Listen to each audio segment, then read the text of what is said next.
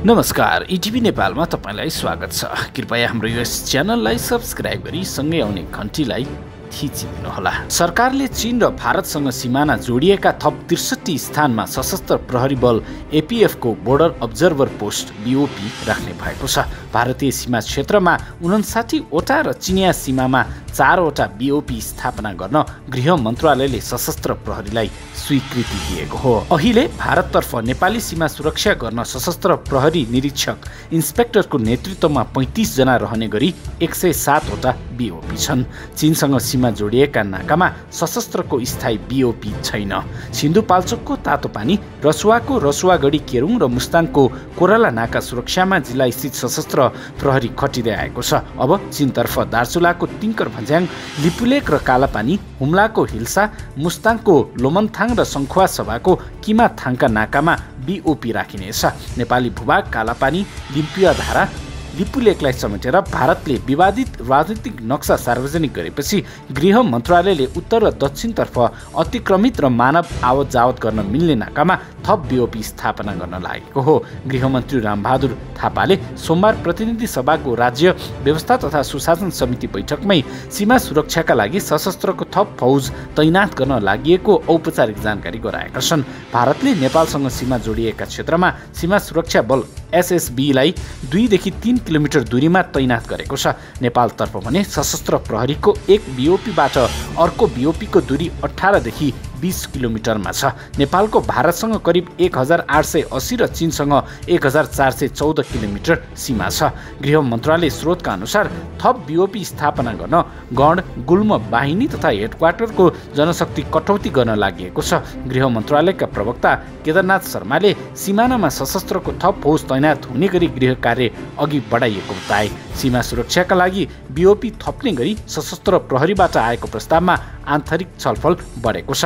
नयाँ जनशक्ति पदपूर्ति गरेर बीओपी स्थापना गर्न तत्काल सम्भव नभएका कारण भएकै जनशक्तिलाई बीओपीमा खटाउने मन्त्रालयको योजना छ। सशस्त्र प्रहरीका प्रवक्ता स्वीकृत भएपछि प्राथमिकताका आधारमा बीओपी स्थापनाको काम थालिने बताउँछन्।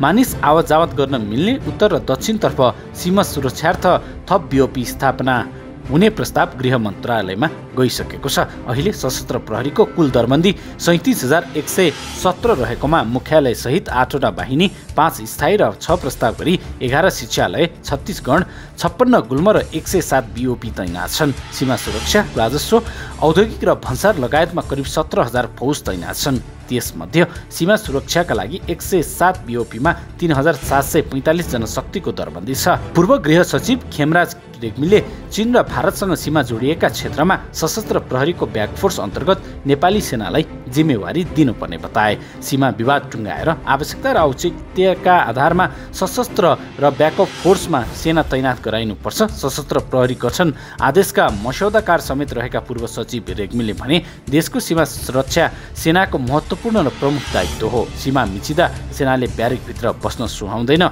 कान्तिपुरमा यो समाचार रहेको छ। सीमा सुरक्षा सम्बन्धी विद्यमान ऐन कानुन परिमार्जन गरी सशस्त्रलाई फ्रन्टलाइन र सेनालाई ब्याकफोर्सका रूपमा तैनात गराउनु पर्ने उनको सुझाव छ।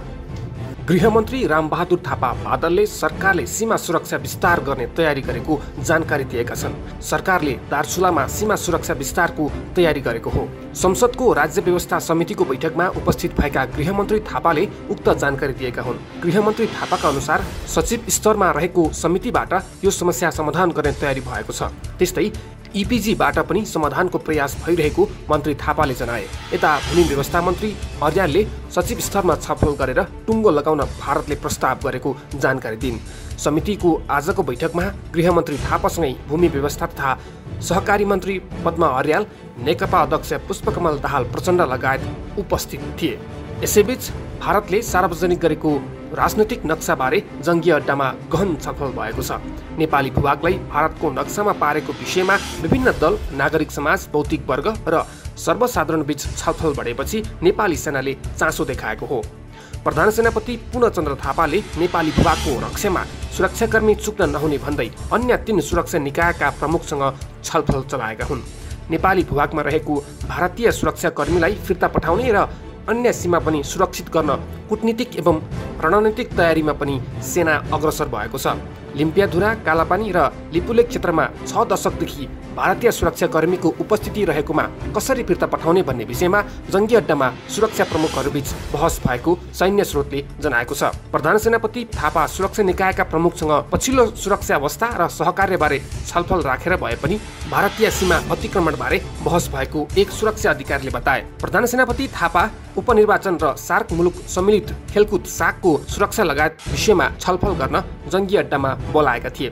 ती सुरक्षा अधिकारीले भने तर छलफल समग्र सुरक्षा विषयमा भयो। अमेरिकाले निकालेको प्रतिवेदनदेखि भारतीय सुरक्षाकर्मीले सीमामा गरेको अतिक्रमणसम्मको छलफल भयो। प्रधानमन्त्री केपी शर्मा ओली र उपप्रधान एवं रक्षा मन्त्री ईश्वर पोखरेल पनि जङ्गी अड्डा पुगेका थिए। सेनाका प्रवक्ता एवं सहायक रथी विज्ञानदेव पाण्डेले सुरक्षा निकायले छलफल भएको स्वीकार गरे पनि त्यसलाई नियमित भने। यो नियमित छलफल हो। प्रवक्ता पाण्डेले भने उपनिर्वाचन साग र समग्र सुरक्षा अवस्थाबारे नियमित ब्रिफिङ भएको हुनुपर्छ। सीमाबाट भारतीय फौज फिर्ता पठाउन लामो समयदेखि पहल भए पनि त्यसमा नेपालले सफलता पाउन सकेको छैन।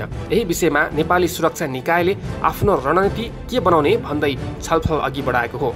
सैन्य स्रोतले भन्यो सेनाका केही सेनापति रथी लगायतको उपस्थिति थियो। भारतले नयाँ नक्सा सार्वजनिक गर्ने क्रममा पनि उनीहरूको सुरक्षा निकाय रहेको भूभाग आफ्नै भूभागको रूपमा देखाएपछि काठमाडौँमा यसको चर्को विरोध भइरहेको छ। अन्य सुरक्षा चुनौती रहेको प्रतिवेदन अमेरिकाले सार्वजनिक गरेको विषयमा जङ्गी अड्डामा छलफल भएको हो। त्यसक्रममा प्रति जासुसी संयन्त्रबारे पनि छलफल भएको थियो।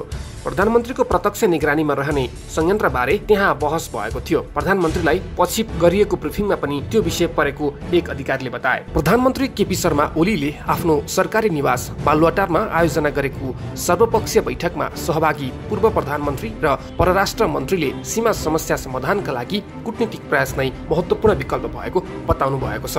प्रधानमन्त्री केपी शर्मा ओलीको अग्रसरतामा भारतले जारी गरेको नयाँ नक्सामा नेपाली भूभाग समावेश हुनु गलत भएको र त्यसलाई कूटनीतिक माध्यमबाट सच्याउन र नेपाली भूमिबाट भारतीय सेना हटाउन लगाउन सरकारलाई साथ दिन सबै दलका नेताहरू एकमत भएका छन्। राष्ट्रियता आँच पुग्यो भने नेपालीहरू सबै विवाद बिर्सेर एक हुन्छन् भन्ने सन्देश संसारलाई दिने यस अग्रसरताका लागि समग्रमा सबै राजनैतिक दलहरूका नेताहरू र विशेष गरी प्रधानमन्त्री ओली सराहनाका पात्र भएका छन्। अहिले भारतले आफ्नो नक्सामा पारेर देखाएको क्षेत्र पनि भारतले लामै समयदेखि कब्जा गरेको छ। नेपालले त्यसको औपचारिक विरोध गर्नुबाहेक अरू थप केही गर्न सकेको छैन। भारतले धेरै ठाउँमा नेपाली सीमा अतिक्रमण गरेको छ तर कालापानी, लिपुलेक र लिम्पियाधुरालाई भारतले आफ्नो आधिकारिक नक्सामा पारेर देखाएपछि विवाद पुनः चर्केको हो। सर्वदलीय बैठकको प्रारम्भ गर्दै परराष्ट्र मन्त्री प्रदीप कुमार ग्यावालीले भारतले एकतर्फी रूपमा सार्वजनिक गरेको नक्साले नेपाली जनताको भावनामा चोट पुगेको बताउनु भयो। उहाँले सर्वदलीय बैठक आयोजना गर्नुको विषयमा प्रश्न पार्दै सीमा लगायतका विषयमा साझा धारणा बनाउनु पर्ने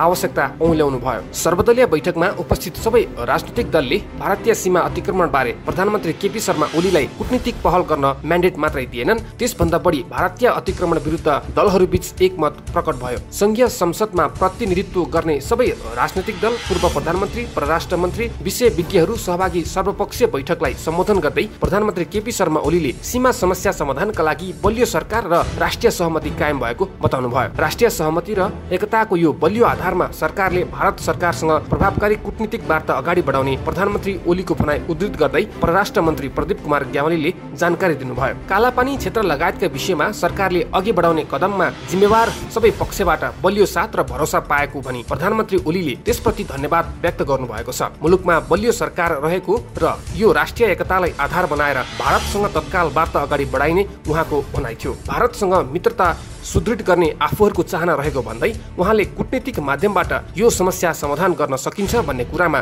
सरकार विश्वस्त रहेको उल्लेख गर्नुभयो। प्रधानमन्त्रीले भन्नुभयो सबै राजनीतिक दल जानकार उपस्थित भएर सरकारलाई जुन प्रकारको आड र भरोसा दिनुभएको छ यसका लागि हामी धन्यवाद दिन चाहन्छौँ। सर्वदलीय बैठकको निष्कर्षका आधारमा सरकारले आन्तरिक छलफल गरी समस्या समाधानका लागि तत्काल पहल गर्ने परराष्ट्र मन्त्री ग्यावालीले जानकारी दिनुभयो। उहाँले नेपाल भारत सीमाका विषयमा नेपाल भारत संयुक्त सीमा कार्यदलले काम गरिरहेको छ भने परराष्ट्र सचिव स्तरीय संयन्त्रले पनि कालापानी र सुस्ताका विषयमा छलफल गरिरहेको जानकारी दिनुभयो। यस्तै दुई देशबीच सीमा लगायतका विषयमा परराष्ट्र मन्त्री स्तरमा संयुक्त आयोग समेत क्रियाशील रहेको जानकारी दिँदै उहाँले उक्त आयोगको केही समय पहिले बैठक समेत बसेको स्मरण गर्नुभयो। मन्त्री ग्यावाली सो संयन्त्र मार्फत दुई देश बीचका सीमा समस्याको विषयमा छलफल गर्न सकिने र आवश्यक पर्दा प्रधानमन्त्री आफ्नो भारतीय समकक्षीसँग वार्ता गर्न सक्ने बताउनुभयो। उहाँले कुन उपाय अवलम्बन गरेर अगाडि बढ्ने भन्ने बारे आन्तरिक छलफल गरी सरकारले आवश्यक पहल गर्ने उल्लेख गर्नुभयो। सर्वदलीय बैठकले विभिन्न स्थानमा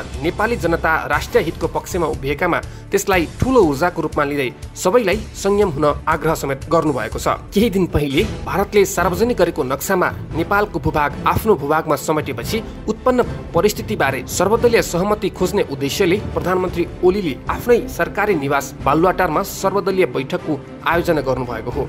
बैठकमा सहभागी पूर्व प्रधानमन्त्री, परराष्ट्र मन्त्री एवं सीमा क्षेत्रका जानकारहरूले एकै स्वरमा कालापानी नेपालको रहेको र सरकारलाई ऐतिहासिक तथ्य र प्रमाणका आधारमा भारतसँग अविलम्ब संवाद गर्न सुझाव दिनुभएको थियो। नेपाली कांग्रेसका सभापति एवं पूर्व प्रधानमन्त्री शेरबहादुर देउवाले कालापानी नेपालको भूमि हो भन्ने कुरामा कुनै विवाद नभएको बताउनुभयो। उहाँले भन्नुभयो, कालापानी क्षेत्रमा भारतीय सुरक्षा बल रहेको भूभाग नेपालको भूभाग हो। भारतीय सुरक्षा बल रहेको पश्चिम तर्फको महाकाली नदी पूर्वको सबै भूभाग नेपालको हो। नेपालको भूभाग फिर्ता लिन सरकारले उच्च प्राथमिकता र कूटनीतिक प्रयत्न गर्नुपर्छ।